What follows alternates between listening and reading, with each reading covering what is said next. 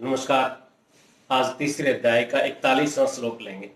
इससे पहले अर्जुन ने पूछा था कि कोई भी आदमी पाप करना नहीं चाहता, फिर भी किसके वश में होकर के आदमी अनुचित कार्य करता है। तो भगवान ने उसका कारण बताया था, कामना, डिजायर्स, जो कि बढ़ती चली जाती हैं। अब उसका उपाय बताते हैं कि किस तरह से हम अनुचित कार्य करने से बच सकते हैं। तो श्लोक इस प्रकार से है, तस्मात् त्वम् इंद्रियाणि आदौ नियम्य भरतर्षभ, पापमानं प्रजहि येषां ज्ञान विज्ञान नाशनम। तस्मात् त्वम् इंद्रियाणि, इसलिए तू इंद्रियों को क्या करना है, आदौ नियम में, कंट्रोलिंग फर्स्ट ऑफ ऑल, भरतर्षभ ओ बुल ऑफ इंडिया, पापमानम प्रजि येषाम, इस पापी काम को नष्ट कर, ज्ञान विज्ञान नाशनम, जो ज्ञान और विज्ञान को नष्ट करने वाला है। यानी हे अर्जुन, तू पहले इंद्रियों को वश में करके इस ज्ञान और विज्ञान का नाश करने वाले महापापी काम को बलपूर्वक मार डाल।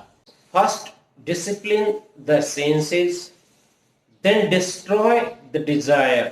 Arjun, annihilating wisdom of realization propels men into sin। विवेक और तत्व ज्ञान दोनों ही स्वतः सिद्ध हैं। तत्व ज्ञान का सबको अनुभव नहीं है, परंतु विवेक का अनुभव सबको है। मनुष्य में विवेक है, इस विवेक से ही वह पाप और पुण्य दोनों को जानता है और पाप नहीं करना चाहता। पाप न करने की इच्छा बिना विवेक के कैसे हो सकती है, परंतु ये काम उस विवेक को ढक लेता है।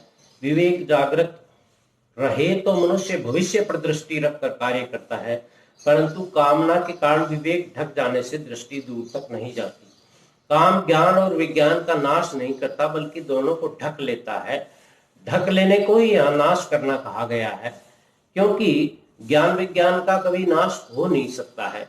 जिस प्रकार नेत्रों के सामने बादल आने पर कहा जाता है कि बादलों ने सूर्य को ढक लिया, लेकिन वास्तव में सूर्य नहीं ढका जाता, बल्कि नेत्र ढके जाते हैं। इस प्रकार कामना से ज्ञान नहीं ढकता, बल्कि बुद्धि ढकती है। इसलिए भगवान ने कामना को यहाँ पापी बताकर उसे मार डालने की आज्ञा देते हैं।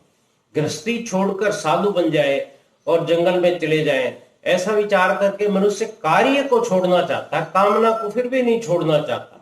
यदि वह कामना को छोड़ने को तैयार हो जाए तो घर छोड़ने की आवश्यकता ही नहीं पड़ती। जड़ पदार्थों के प्रति आकर्षण के कारण उसके मन में कामना उत्पन्न होती है। कामना के उत्पन्न होते ही विवेक दब जाता है और इंद्रियां प्रमुख हो जाती हैं।